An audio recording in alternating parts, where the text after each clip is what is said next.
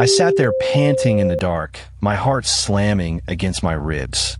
The things it said, they were true. All of them. Things I had never told a living soul. Things I was ashamed of. Things I had buried so deep, I barely admitted them to myself in the privacy of my own head. This wasn't a recording of my mother's love. This was something else wearing her voice like a mask, something that had access to the inside of my mind in a way that made my skin crawl to even think about.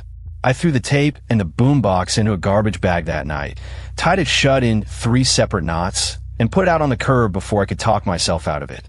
Part 6. It comes back 3 days later. I open my apartment door to leave for work, and the garbage bag was sitting on my doorstep. I hadn't touched it. I had watched the garbage truck take it away myself, standing in my window with my morning coffee, feeling relieved as it disappeared down the street with a hydraulic groan, feeling for the first time in days like I could breathe normally again.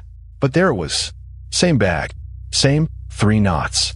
Inside, the boombox and the tape, completely undamaged, like nothing had ever happened to them. No crushing, no compacting, not even a dent from the truck's mechanism. I should have thrown it in a river. I should have driven 2 hours out of town and left it in a dumpster behind a stranger's business, somewhere it could never trace back to my address. Looking back, I know that now. But something about finding it on my doorstep, untouched, waiting for me like a loyal dog that had somehow found its way home across an impossible distance, made me feel like fighting it was pointless. Like it had already decided I would listen again, and there was nothing I could do to stop that from happening eventually. Like this had already happened before, to someone else, and the ending was already written. I carried the bag inside. I didn't unpack it right away. I let it sit in my closet for almost 2 weeks, and during those 2 weeks, strange things started happening around my apartment, small at first, then less small. I would wake up and find the bathroom mirror slightly fogged, like someone had just taken a hot shower, even though I lived alone and hadn't showered yet that day. I would hear, very faintly at the edge of sleep, a sound like a cassette tape rewinding, the little whirring clicks of the reels turning backward, coming from somewhere inside the walls, or maybe from inside my own skull. I genuinely couldn't tell anymore. Once I found a single strand of gray hair on my pillow. My mother had gray hair threaded through with white near the end. Mine is dark brown, no gray at all, not at 26. Another night, I woke at exactly 3:17 in the morning, a time that would come to matter very much later, to the smell of my mother's perfume filling my bedroom, so strong and so specific that for one half-asleep second, I genuinely believed she was standing at the foot of my bed. I sat bolt upright, heart pounding, and there was nothing there. Just the smell, fading slowly, like she had walked through the room seconds before I opened my eyes, and I had simply missed her by a heartbeat. I started sleeping with the lights on. I started avoiding my own apartment, staying late at work, going to my friend Priya's place instead of going home most nights. But apartments cost money, and eventually you have to go home. Part 7, Priya doesn't believe me until she does. I told Priya everything. One night over wine at her kitchen table, half expecting her to tell me I needed therapy, which honestly might have been the correct response given how I sounded even to my own ears. Instead, she got very quiet. She set her glass down slowly, the way people do when they're deciding whether to say something they're not sure they should say. Her grandmother, she told me, used to tell a story about a haunted radio back in the old country, something that would speak in the voices of the dead and slowly reveal that it knew everything about the person listening. Her grandmother called it a voice thief. She said the old stories warned that once it had your attention, it would try to get closer to you, learning more and more, until it knew you well enough to replace someone in your life, to slide into the shape of a person you loved and wear that shape until nobody, including you, could tell the difference anymore. Replace someone how? I asked, my mouth dry. Priya shrugged, uncomfortable, wrapping both hands around her wine glass like it could warm something in her that had gone cold. The stories never really explained that part. They just said don't feed it. Don't give it your attention. Don't let it keep learning, because every time you listen, you're handing it another piece of the puzzle, and eventually it has enough pieces to build a whole person. I laughed it off at the time, mostly because I needed to laugh at something, needed the fear in my chest to loosen even for a second, needed this to still be the kind of story you tell over wine and then forget by morning.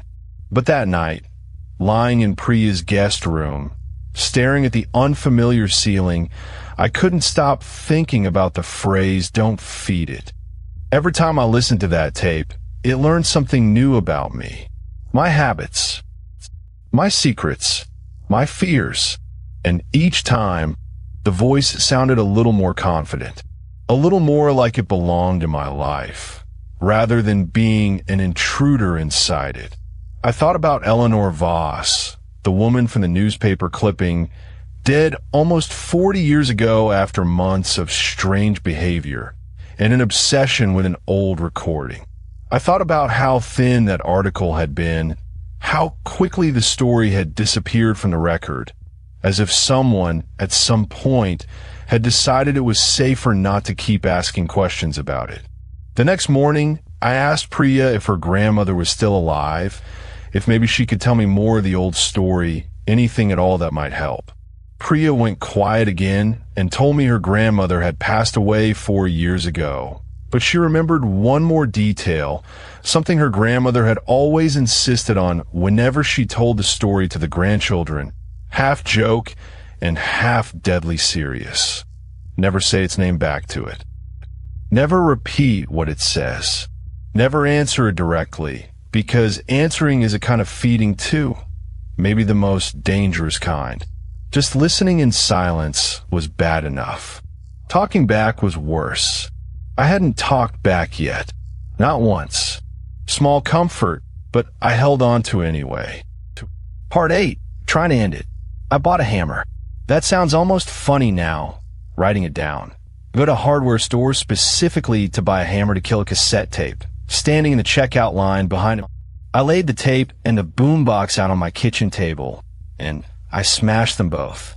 I smashed the plastic casing until it cracked into a dozen pieces, until the thin brown tape spilled out in loops across my table like intestines, glinting faintly under my kitchen light.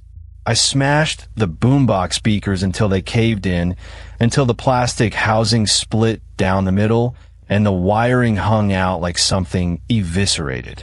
I did not stop until my arm was tired and sweat had soaked through the back of my shirt, and my kitchen looked like a crime scene of black plastic shards. Then I gathered every piece into a metal bucket, carried it out to my apartment's small concrete courtyard behind the dumpsters, and I set it on fire using a can of lighter fluid I'd also bought at the hardware store, standing well back as the flames caught with a soft warmth. I stood there in the cold night air and watched the plastic melt and blacken, watched the thin ribbon of tape curl and shrivel in the flames, sending up a chemical smell that stung my eyes and made my throat burn. I stayed until it was nothing but ash and warped lumps of melted plastic, until even the metal bucket had gone dark with soot, until I was as certain as a person could reasonably be that nothing solid remained. I felt for the first time in weeks like I could breathe.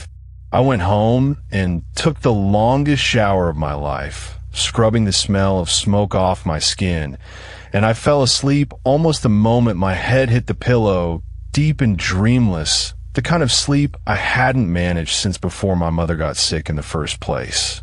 I woke up at 3:17 in the morning to the sound of static coming from my kitchen.